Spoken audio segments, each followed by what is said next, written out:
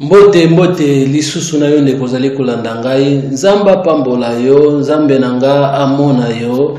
Merci pour la confiance vous allez kosala Lukubika TV na abonnement na kosabone na ba partage wa vidéo pe na ba commentaire nzamba pambola yo mingi. C'est bien moi l'évangéliste Lukubika Guy Christ dès l'éternité.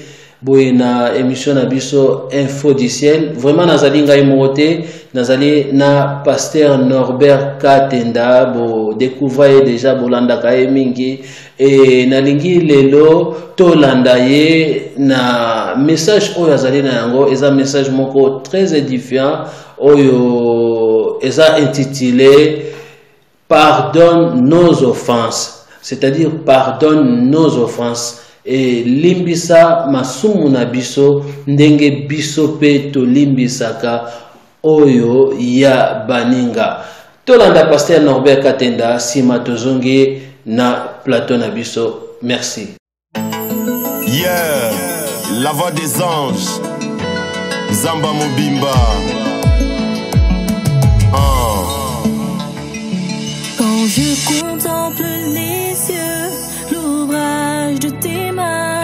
Quand je contemple la terre, l'ouvrage de tes mains. Quand je contemple les eaux, l'ouvrage de tes mains. Quand je contemple la forêt, l'ouvrage de tes mains.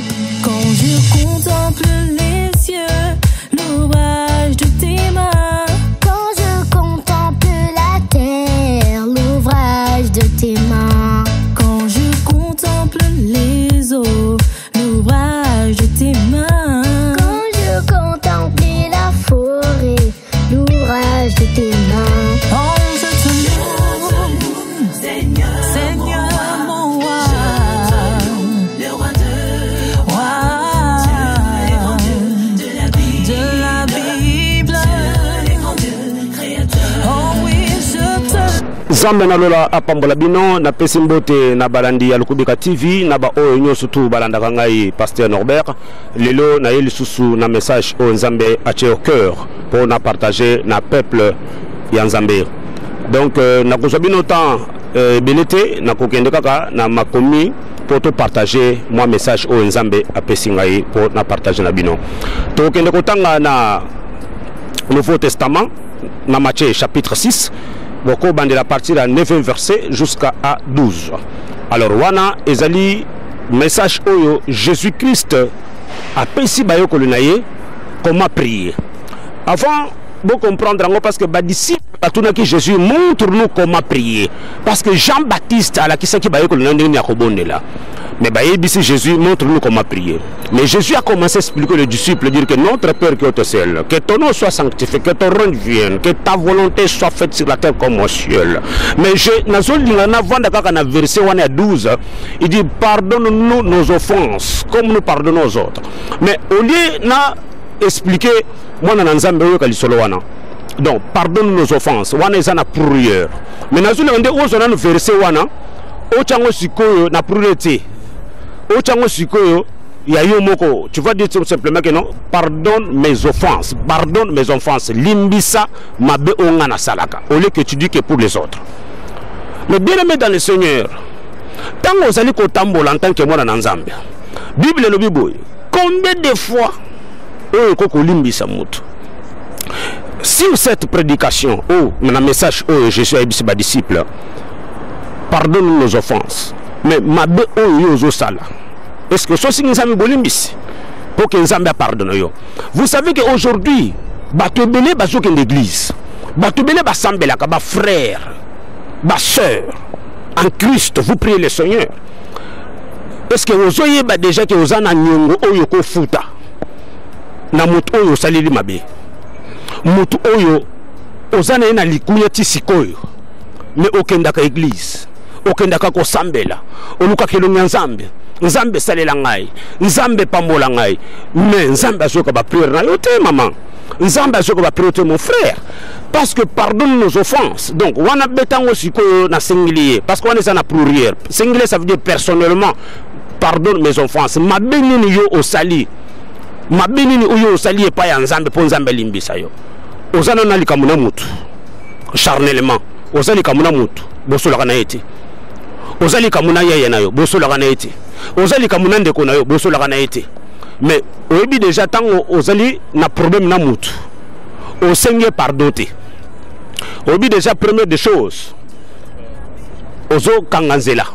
Donc tu bloques, tu mets un barrière devant la personne mutu ana bosolaka esute ye wana kakate ozasko na mususu bozune problème okangi porte okangi liboso si ma pe okangi mususu pe okangi na gauche okangi pe na droite. Donc tu t'enfermes ozo mitia na kati ya prison yo moko mais batu tu bakutika la ba ennemi na yo te mais tu as des choses que tu dois régler na muto za ne problème pour que Dieu puisse te bénir. Zamena lola akoyoka mabonde na yo tant que tu dois demander pardon na muto oyo osali mabe. Ne fais pas faire semblant que non, le temps que tu ne marches pas dans l'obéissance de la parole de Dieu, l'obéissance que les sacrifices, à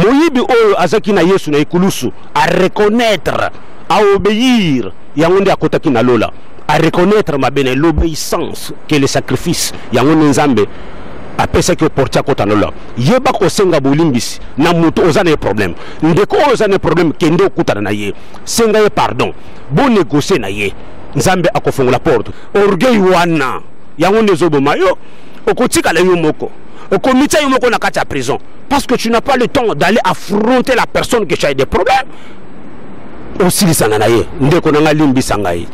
Le pardon ce n'est pas quelque chose que difficile.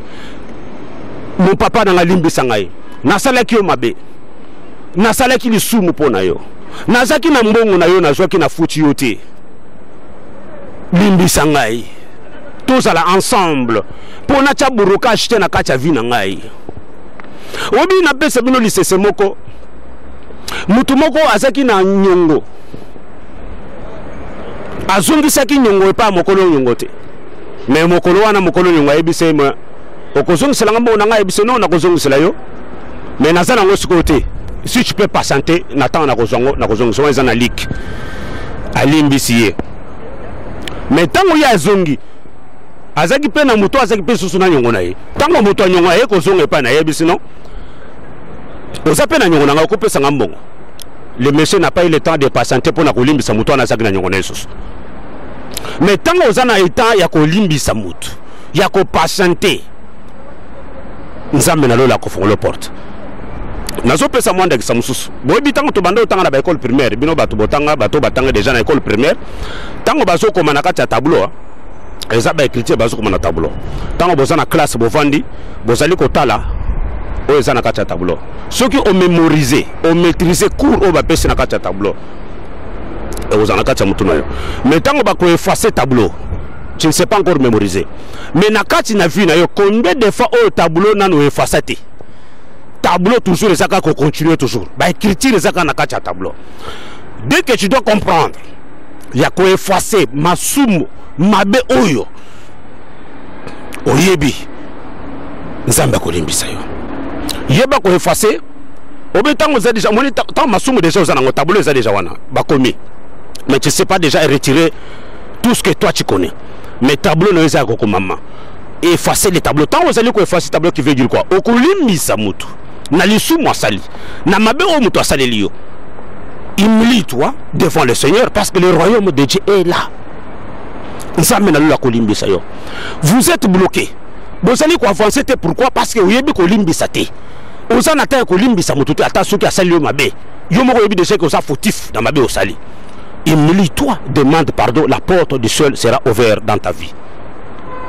Kolingate okota li fele yo moko parce que yo moko so préparer li fele na yo. Mais Bible ezo tali sabiso boye. Jésus na kati ya ekulusu na ba mibi mbale moyibi mususu ayebisi boye. Yo samona na Nzambe. Okoki ko sala miracle no bano salango. Tobima. Tozala condamné boyete. Yeso ayoki ye. Yoka mususa zaki na gauche na ye. Ayebise que je te connais, tu es fils de Dieu. Balingi te tango koma na lola omi manga pe na kinde. Écoutez la repentance. Yoka muto azali ko mikitsa devant action. Muto azali ko mikitsa. Bazo linga kitana se. Ayebise Nzambe na yebi yo. Mokolo ko kende kuna memanga ina kina lola. Mais l'autre qui était à côté, il reconnaît très bien qu'asa moyibi ayibaka asalaka mabe abomaka bato escroquerie les alliés destruction les alliés compensanda quoi bato les alliés il reconnaît pas qu'il est en train de faire des bêtises incrédulité wana ayibise no sala miracle mais il reconnaît très bien que c'est un péché il n'y a que se repentir mais oyo mususu ayibise déjà que tango komatana lola mimanga na sala na yo écoute moto ayebi komiki tsapo na kosenga bolimbe sa panzambe pardonne nos offenses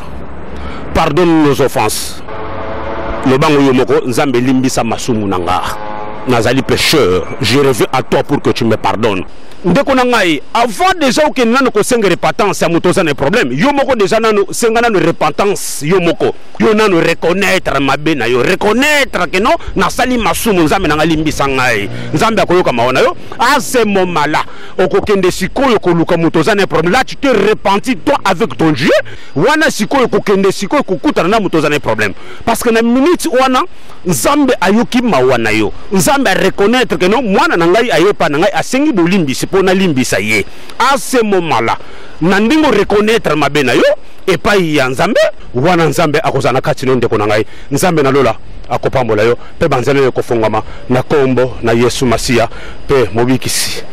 Wow.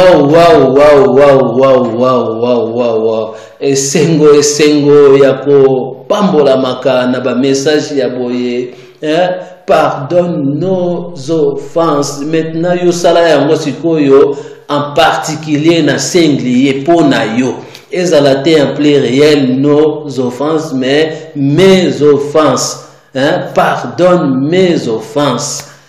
Et puis Atalisi nzamba pambola yo l'homme de Dieu nzamba pambola yo mingi kotalisa oyo ezali sur l'obéissance esengeli nanu ko sala repentance pa ya nzambe et puis komona oyo ezali ndeko oyo bozana ye problème.